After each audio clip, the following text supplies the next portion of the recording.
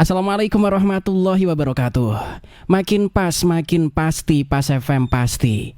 Bismillahirrahmanirrahim. Mitra Pas FM yang dirahmati Allah, pertama-tama segala puja dan pujian adalah milik Allah Subhanahu wa Ta'ala.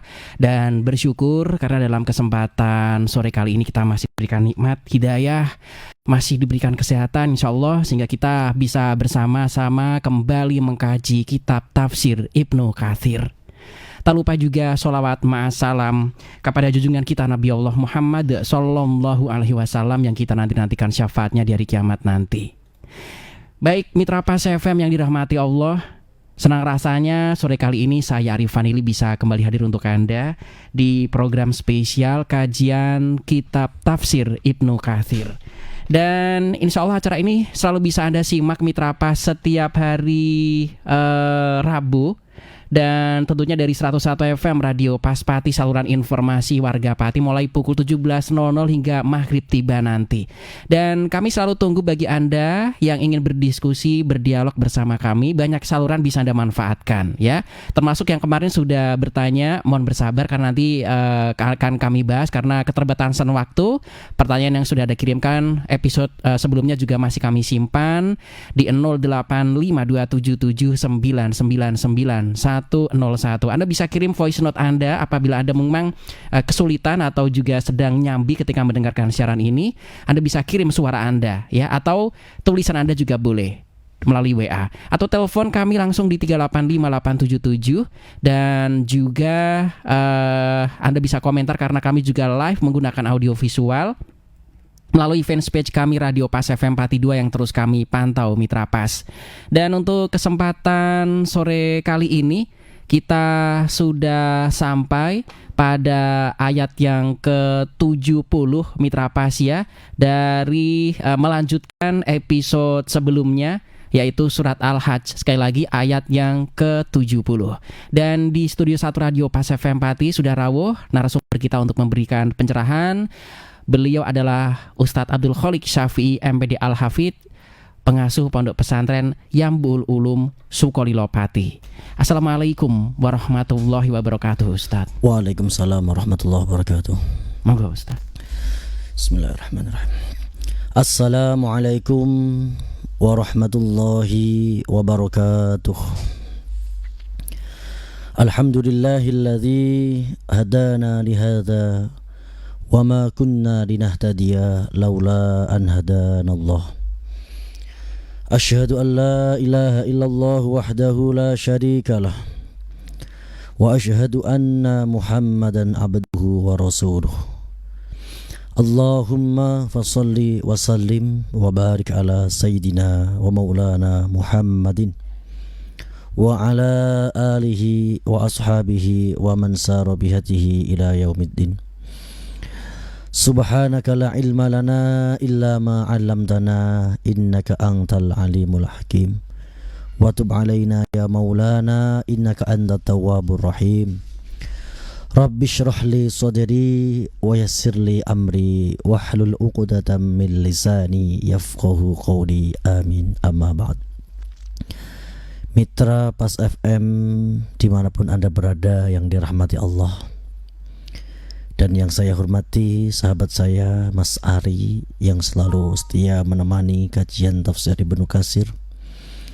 Kita berharap dan berdoa kepada Allah, semoga perjuangan kita apapun itu di dalam rangka li'ila'i kalimatillah, mensyiar-syiarkan agama Allah dengan kajian-kajian Islami, Allah meridhoinya dan menganugerahkan keberkahannya kepada kita semua. Amin. Baiklah mitra Pas FM dimanapun Anda berada, kita lanjutkan kajian tafsir Ibnu Katsir surah Al-Hajj ayat ke-70. A'udzu billahi minasy syaithanir rajim. Bismillahirrahmanirrahim. Alam ta'lam anna Allah ya'lamu ma fis samawati wal ard. Inna dzalika fi kitab.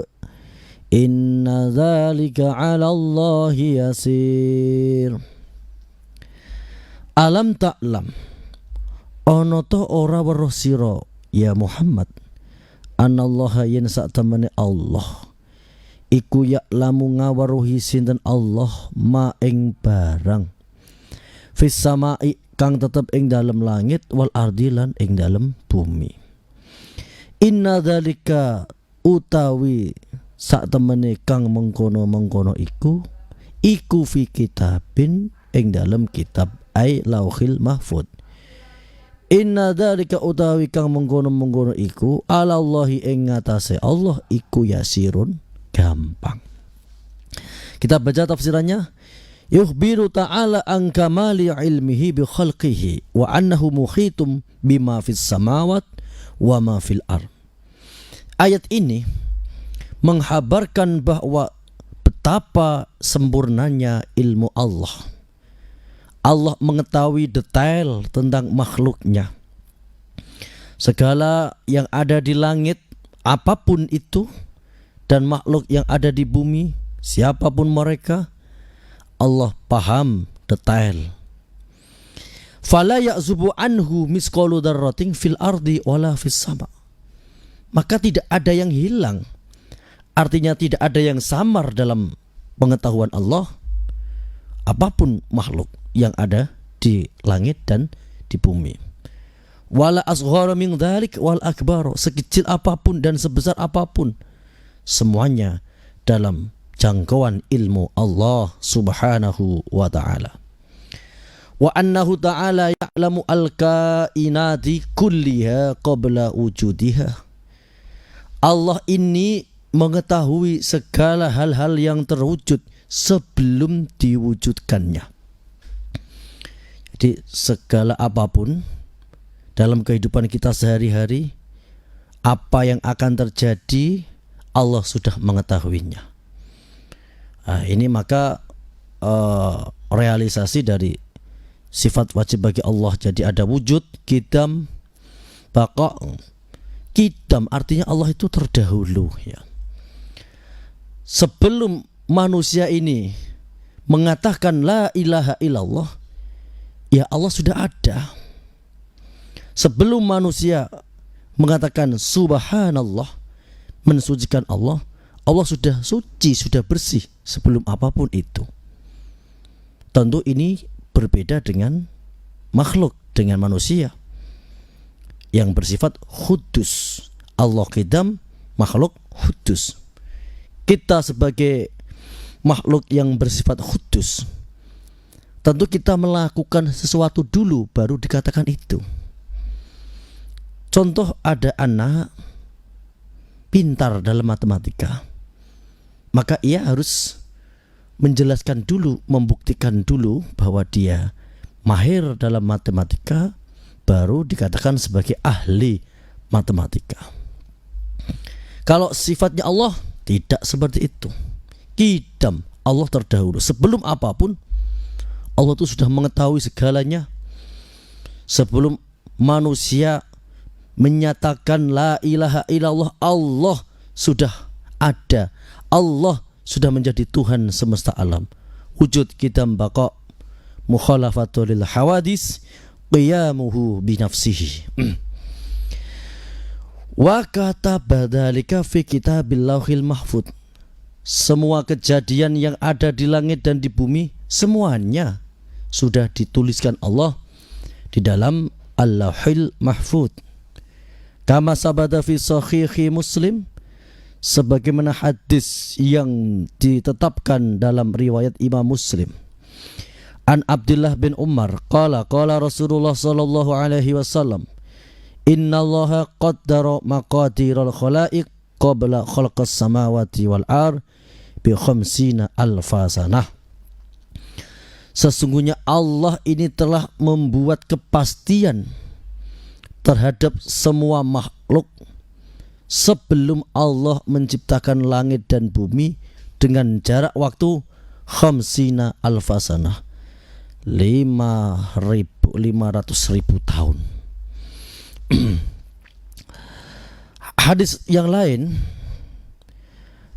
waqala Ibnu Abi Hatim hadatsana Abu Zar'ah hadatsana Ibnu Bukair hadasani Ibnu Luhai'ah hadasani Atha bin Dinar hadasani Sa'id bin Jubair qala Ibnu Abbas khalaqallah al-lawh al-mahfud fi kamasirati mi'ati amin. Allah Subhanahu wa ta'ala menciptakan Lauhul Mahfud yang besarnya itu jika diukur perjalanan 100 tahun. Wa qala lil qalam qabla ay yakhluqa al khalqa. Sebelum Allah menciptakan makhluk apapun, Allah sudah menciptakan al-qalam. Al-qalam itu artinya pena untuk mencatat takdir.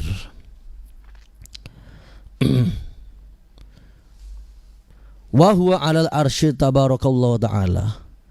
Kemudian Allah memerintahkan kepada al-qalam, uktub, tulislah. Faqala al-qalam ma aktubu, apa yang harus saya tulis? Qala ilmi fi khalqi ila yaumi taqumus sa'ah. Tulislah ilmuku, yaitu takdir-takdir yang akan terjadi dalam setiap kehidupan makhluk sampai hari kiamat.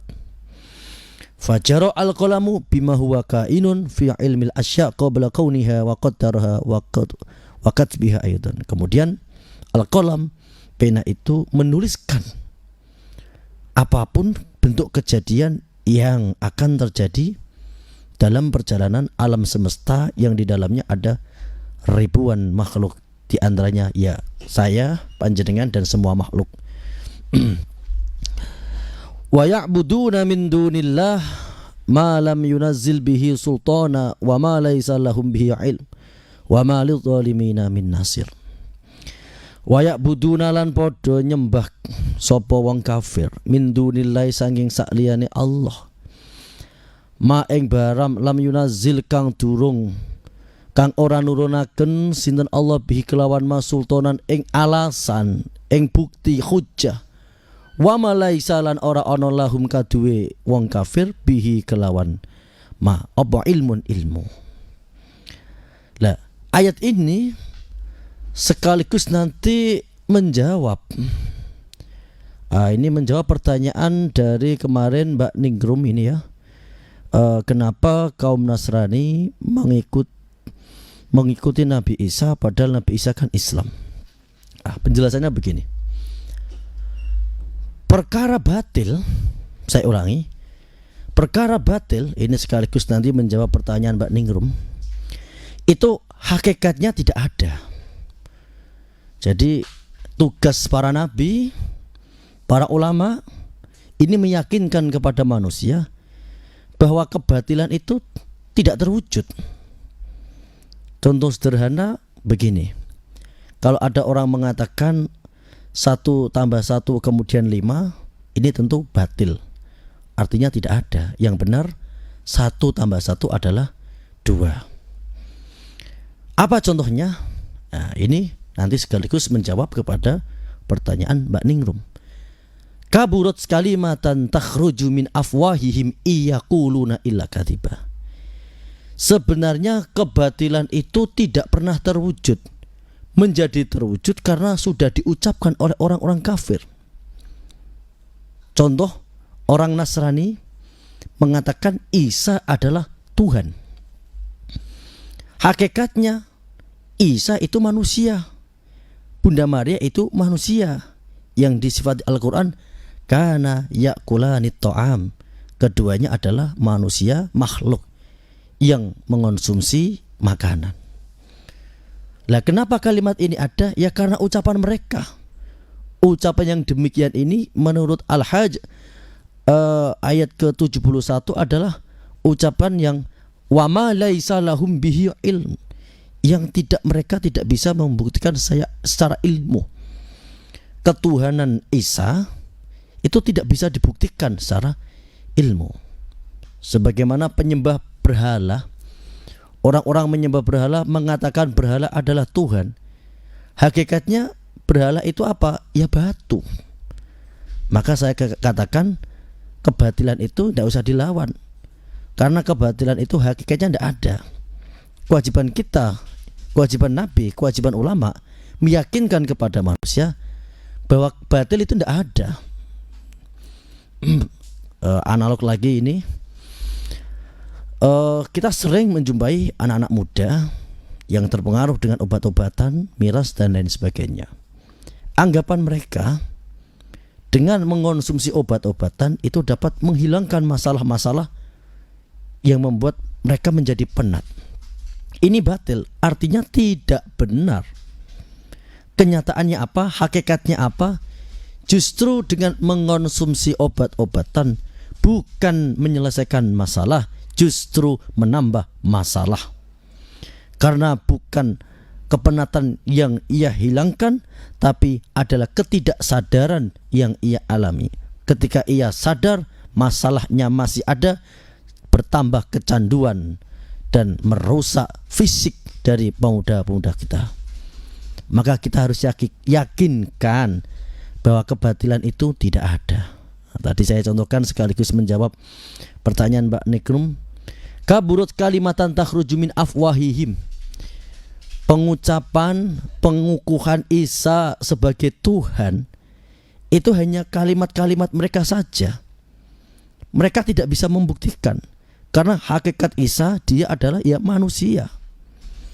Tentu kita tahu Tuhan itu harus, sifat pertama adalah menciptakan alam raya.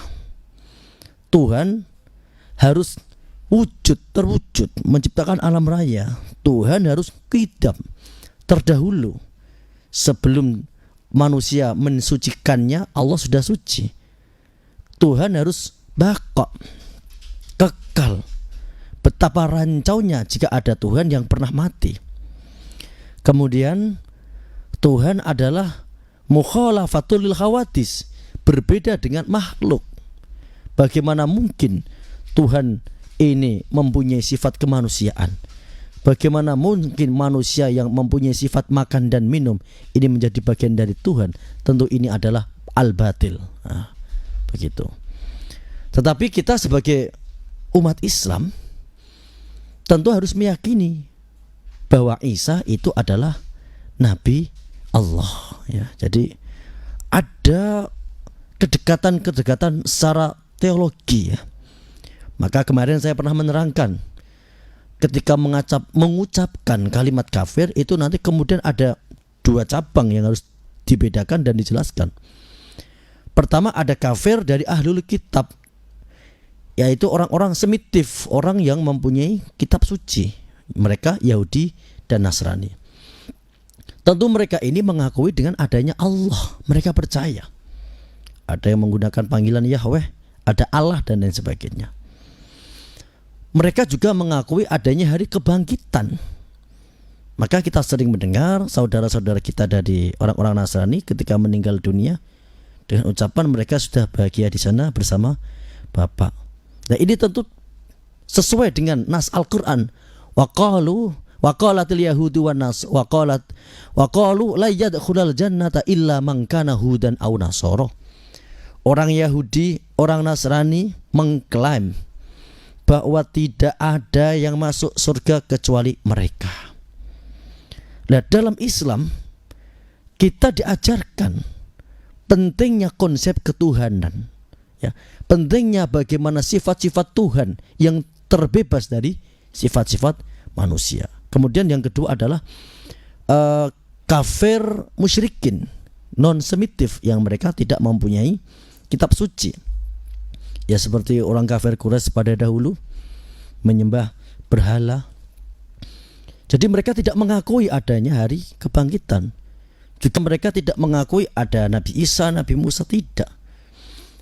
Maka pesan Nabi kepada para sahabat ketika mereka berdialog dengan ahlul kitab, la tukadzibuhum wa la tusaddiquhum.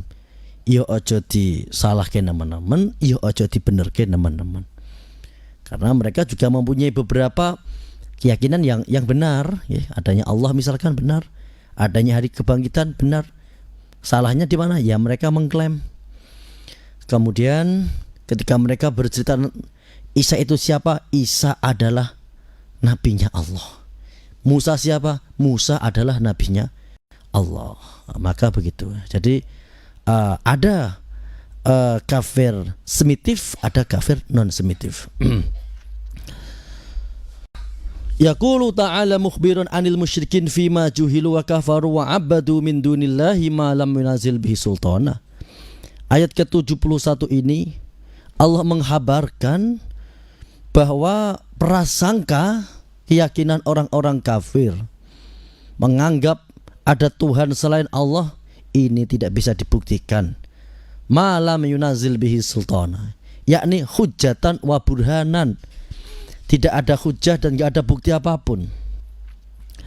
Kaqaulihi, ini sebagaimana ayat yang lain, wa may yad'u ma'allahi ilahan akhar la burhana lahu bi fa innama hisabuhu 'inda rabbih innahu la yuflihul kafirun.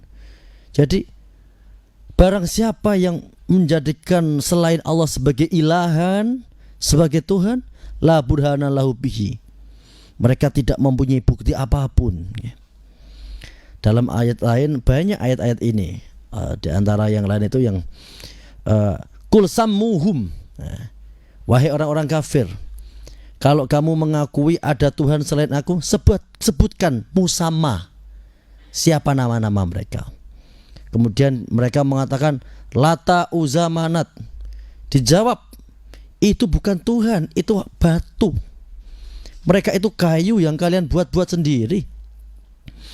Orang Nasrani mengatakan Isa. Kemudian dijawab, bukan, Isa itu adalah manusia sebagaimana kamu. Kana yakulani ta'am. Isa dan Maria keduanya mengkonsumsi makanan. Tentu secara hakikat mereka bukan Tuhan. Jadi maka ini adalah la burhana lahu bihi fa innama hisabuhu inda rabbih. Kelak nanti hisabnya di sisinya Allah Subhanahu wa taala. Ada cerita menarik ini sebenarnya. Kelak di hari akhirat ketika manusia dikumpulkan dalam yaumul mahsyar, nabi yang paling sedih itu Nabi Isa, ya. Nabi Isa itu secara kuantitatif kita lihat seakan-akan pengikutnya kan banyak, dominan ya. Kita merunut zaman sekarang kan memang mayoritas dari Nasrani. Tetapi nanti ketika dihadirkan di hari kiamat, tidak ada satupun kaum Nasrani ini yang bersama Nabi Isa. Kenapa? Karena mereka salah persepsi, salah keyakinan. Nabi Isa menyeru agar mereka Bani Israel hanya menyembah kepada Allah, tapi kenyataannya justru Bani Israel dan kaum Nasrani menyembah kepada Isa. Jadi ada dalam ayat itu Allah ini memberikan pertanyaan-pertanyaan. Ya Allah ini sudah alim, Allah maha mengetahui. Pertanyaannya Allah kepada Nabi Isa ini untuk melemahkan para pengikut-pengikut Isa. Wa id qala Allah ya Isa bin Maryam a anta qulta lin nasi takhiduni wa ummiya ilahaini min dunillah. Wahai Isa bin Maryam, apakah kamu menyeru kepada kaummu sembahlah aku dan Tuhanku? Nabi Isa menjawab, subhanaka la ma yakunu li an aqula ma laisa li bihaq. Maha suci Engkau ya Allah, tidak mungkin aku mengucapkan perkataan yang tidak benar. Ma qultu lahum illa ma amartani ani budullaha rabbi wa rabbakum. Aku tidak menyeru apapun kepada kaumku kecuali hanya seruan agar mereka sembahlah hanya kepada Allah, Tuhanku dan Tuhan kalian semua. Maka nanti Nabi Isa di Yaumul Mahsyar tidak ada pengikutnya. Berbeda dengan Nabi Muhammad. Nabi Muhammad bangga umatnya banyak. Maka dalam bab nikah Nabi berpesan, tanakahu tanasalu wa inni muba'in bikumul umama yaumal qiyamah. Menikahlah kemudian mempunyai anak yang banyak, karena aku bangga dengan kalian nanti di hari kiamat. Nabi Muhammad umatnya banyak sekali. Kita tahu seburuk apapun umat Nabi Muhammad, tidak ada yang menjadikan Nabi Muhammad sebagai Tuhan. Ini hebatnya umat Muhammad. Karena Nabi Isa, umatnya salah keyakinannya, melenceng dari apa yang diajarkan Isa. Isa menyerukan menyembah hanya kepada Allah, tapi pengikutnya justru menyembah kepada Isa. Na'udzubillah min dzalik. Wa idza tutla 'alaihim ayatuna bayyinatin ta'rifu fi wujuhil ladzina kafarul munkar yakaduna yastuna billadina yatluna 'alaihim ayatina qul afa unabbi'ukum bisyarrin min dzalikumun nar wa'adahallahu alladhina kafaru wa bi'sal masir. Wa idza tutla lan nalikane den wacaaken 'alaihim ing atase kafir kabeh apa ayatuna pira-pira ayat ingsun bayinatin kang wis pertelo takrifu bakal ngaweruhi sira Muhammad fi wujuhil ladina ing dalem pira-pira wajahe wong akeh kafaru kang padha kafir al mungkaro ing pengingkaran marah bermuka musam yakaduna hampir-hampir wae sapa alladzina kafaru iku yastuna nyerang, utawa dalam di sini itu tegene Al-Qurtubi nggih njotos memukul billadzina kelawan wong akeh yaceluna kang padha maca sapa alladzina alaihim ing atase wong kafir ayatina ing pira-pira ayat ingsun. Kul ngucapo sira Muhammad afa unabiukum apa to ngabaraken ingsun ing sira kabeh bisarin kelawan perkara kang ana ming dalikum saking menggono-menggono iku kabeh. Perkara kang ana iku annaru neraka wa adaha nyawasaken wis nyawasaken ha ing neraka sapa Allah alladzina ing wong akeh kafaru kang padha kafir wa bi'sal masir utawi neraka iku saelek-elek nggon bali. Artinya apa? Ini kita berbicara dalam konteks kafir yang musyrikin. Jadi harus bisa dibedakan antara kafir semitif dan kafir non semitif. Ayat ini mukhatabnya, khitabnya adalah kafir yang tidak mempunyai kitab suci atau para agama pagan. Ketika orang-orang beriman membacakan ayat-ayat wa idza dzukirat lahum ayatil Qur'an, kemudian menjelaskan hujah-hujah dan dalil-dalil yang jelas ala tauhidillah atas keesaan Allah wa annahu la ilaha illallah, dan menjelaskan bahwa tidak ada sesembahan selain Allah wa anna rasulahu al-kiram haqqun wa sidqun, dan utusan-utusan Allah yang termasuk di dalamnya adalah Nabi Muhammad adalah hak, apa yang dibawa benar wa sidqun dan jelas benar. Yakaduna yastuna billadina yatluna alaihim ayatina, mereka berwajah musam, ingin marah dan bahkan ingin memukul. Ini gambaran ya bagaimana beratnya perjuangan Nabi pada waktu itu. Maka perjuangan Nabi itu ada fase-fase. Pertama adalah wa'angdir ashiratakal akrobin ya. Nabi itu menyeru kepada orang-orang yang terdekat dakwah secara sembunyi-sembunyi. Nabi dakwah secara terang-terangan itu setelah masuk Islamnya Hamzah, kemudian 5 hari berikutnya Umar bin Khattab. Setelah Umar masuk Islam, kemudian Umar bertanya kepada Nabi yang pada waktu itu berada di rumah sahabat Zaid bin Arqam, wahai Rasulullah, bukankah yang kita bawa ini adalah perkara yang hak? Nabi menjawab, iya. Lalu kenapa kita harus sembunyi-sembunyi? Nabi menjawab, aku mengkhawatirkan keselamatanmu, wahai Umar. Dengan gagah Umar menjawab, wahai Rasulullah, saya ini adalah Umar bin Khattab. Ini menunjukkan keberanian dari Umar, teguhan hati dan keyakinannya. Kemudian Umar keluar dari rumah Zaid bin Arqam. Kalau sahabat lain sembunyi-sembunyi dengan keislamannya, berbeda dengan Umar. yang ia memilih memproklamirkan keislamannya. Dia temui Abu Jahal mengatakan, saya sudah masuk Islam. Ia temui beberapa tokoh-tokoh besar orang-orang Quraisy dan mengatakan, saya sudah masuk Islam. Setelah sudah semakin kuat, maka datanglah ayat fasda bima tu'maru wa arid anil musyrikin, yang artinya datanglah kewajiban kepada Nabi dakwah secara terang-terangan. Afa unabbiukum bin syari min dzalikumun nar. Yang ini adalah ancaman bagi orang kafir Quraisy pada waktu itu.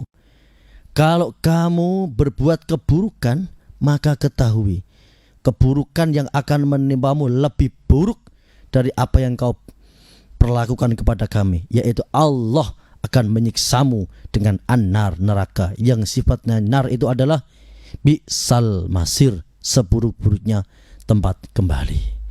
Jadi ini keterangan-keterangan ini tentu kita harus bisa membedakan yang mana yang khitabnya. Khitab kafir di sini karena mereka mengingkari hari pembangkitan, maka adalah orang pagan, orang kafir Quraisy.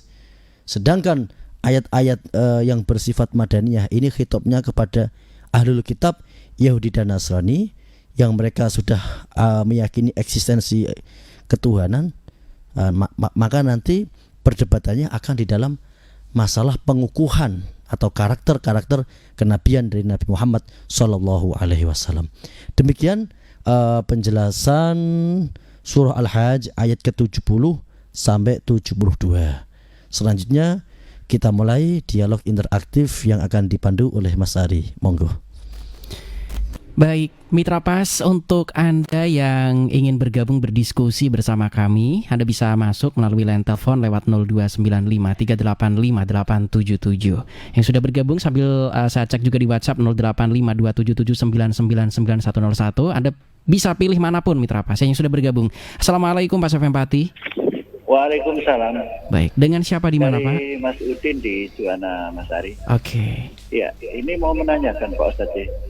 Saya pernah mendengar satu hadis yang juga cukup sahih bahwa umat Islam, umat Nasrani, umat Yahudi itu terpecah menjadi beberapa bagian. Yang selamat itu cuma satu. Nah, kalau umat Islam kita tahu yang selamat Ahlus Sunnah wal Jamaah. Nah, kalau yang Nasrani dan Yahudi yang selamat itu yang mana Pak Ustadz? Karena ada yang selamat satu golongan yang selamat dari berbagai macam bagian umat Nasrani dan Yahudi. Itu yang selamat yang mana Pak Ustadz? Terima kasih. Assalamualaikum. Waalaikumsalam warahmatullahi wabarakatuh. Ini yang menarik. Domirnya yang selamat ini jatuhnya ke Nasrani Yahudi atau umat Muslim ini yang terpecah-pecah ini? Mohon pencerahan ini Ustaz. Kembali ke hadisnya dulu. Innalladzina amanu walladzina hadu wan nasara was-sabiina man amana billahi wal yaumil akhir wa amila shalihan falahum ajruhum inda rabbihim wala khaufun alaihim wala hum yahzanun. Ayat dari surah Al-Baqarah ini adalah penjelasan secara eksplisit bahwa siapapun golongan mereka, orang beriman, orang Yahudi, orang Nasrani, ketika ia mau beriman kepada Allah dan juga mengakui dengan kenabian Nabi Muhammad dan mau mengikuti syariat Nabi Muhammad, maka janjinya Allah, falahum ajruhum inda rabbihim, Allah akan mengampuni dosa-dosa mereka dan kemudian akan memberikan pahala yang besar, yang di sana aman, tidak ada kekhawatiran, tidak ada ketakutan, yaitu tentunya dengan surga. Jadi ayat ini menjawab sebenarnya masalah yang dialami oleh orang Yahudi itu, mereka tidak mau mengakui dengan kenabian Nabi Muhammad. Mereka sering memberikan ujian-ujian intelektual kepada Nabi Muhammad yang dihembuskan kepada orang kafir Quraisy. Wahai orang Quraisy, tanyakan kepada saudaramu yang mengaku Nabi. Wong Nabi itu selama sejarah itu tidak bisa terlepas dari kami orang Israel. Nabi itu tidak bisa terlepas dari Palestina, dari Masjidil Aqsa. Coba tanyakan. Mulai bertanya tentang ruh, mulai bertanya tentang apa makanan yang pertama dimakan oleh ahli surga, dan banyak sekali pertanyaannya. Kemudian telah dijawab semua, ya mereka tetap tidak beriman. Kemudian orang-orang Nasrani Pertama yaitu dia harus kembali kepada ajaran Isa. Ajaran Isa itu ajaran yang tauhid, menuhankan Allah. Ikuti syariat Nabi Muhammad.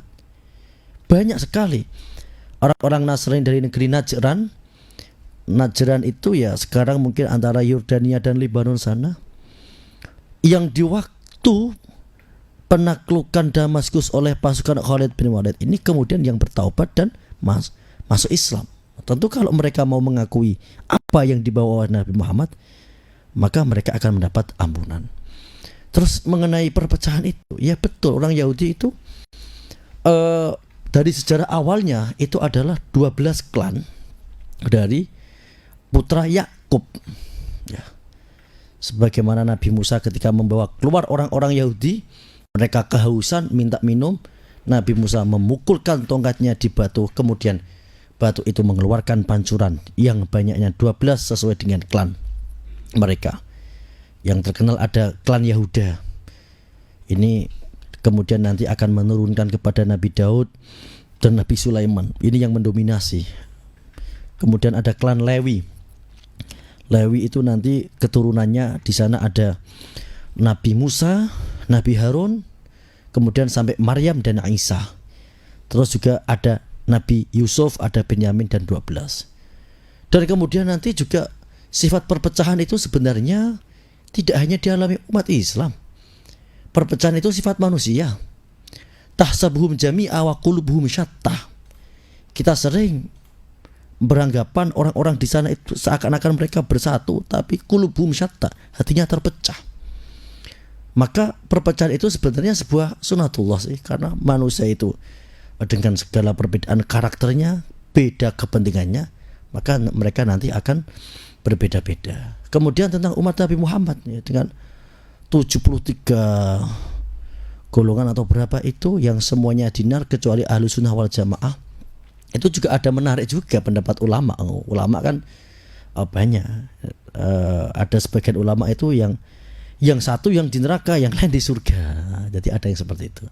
Intinya sebenarnya sederhana sih, yaitu siapa yang selamat? Ya yang tentu yang atas taslim wal inqiyad dengan syariat Nabi Muhammad, yang mau meyakini dan menerima dengan syariat Nabi Muhammad. Apa yang diperintahkan Nabi lakukan, apa yang dilarang tinggalkan, itulah yang selamat. Demikian. Baik, kami buka kembali untuk Anda yang ingin bergabung. Telepon 3858877 kami buka. SMS WhatsApp boleh di 085277999101, atau misalkan kalau Anda kesulitan untuk ngetik karena sambil nyambi suatu pekerjaan, Anda bisa kirim suara Anda atau voice note Anda bagi pengguna WhatsApp ya. Ataupun komentar di fanspage masih terus kami pantau karena kami live menggunakan audio visual. Linknya bisa Anda kirim ke ikhwan Anda, Mitra Pas yang sudah bergabung. Assalamualaikum warahmatullahi wabarakatuh, Ustadz. Waalaikumsalam warahmatullahi wabarakatuh. Dari Mas Adi ini menanyakan begini, Ustadz, kan ada beberapa keterangan Nabi Isa nanti akan turun ke bumi untuk juga mengalahkan Dajjal seperti itu. Kemudian juga ada cerita yang masyhur nanti beliau juga akan menunaikan ibadah sholat, bahkan dia menjadi makmum bukan menjadi imam. Dan kemudian artinya ini beliau ini kan Islam. Apakah itu yang disampaikan oleh para dai bahwa Nabi Isa Islam, atau ada hal-hal lain selain hal ini? Artinya istilah Islam itu ada sebelum Islam sendiri hadir secara Nabi Muhammad dilahirkan. Mohon pencerahannya, Ustadz. Islam itu kan dari kata aslama yuslimu ya, yang artinya pasrah, menerima, tasliman. Jadi agama Islam ini sudah ada sejak zaman Nabi Adam. Zaman Nabi Adam, kemudian Nabi Idris, Nabi Nuh, Nabi Hud, Nabi Solih, kemudian kepada Nabi Ibrahim yang mendapat julukan sebagai Abul Adiyan, bapak semua agama.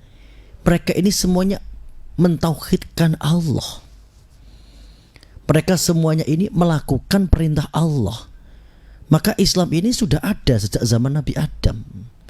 Jadi jangan dipandang dengan kalimat Islamnya, tapi esensi Islamnya ini ya yang terpenting.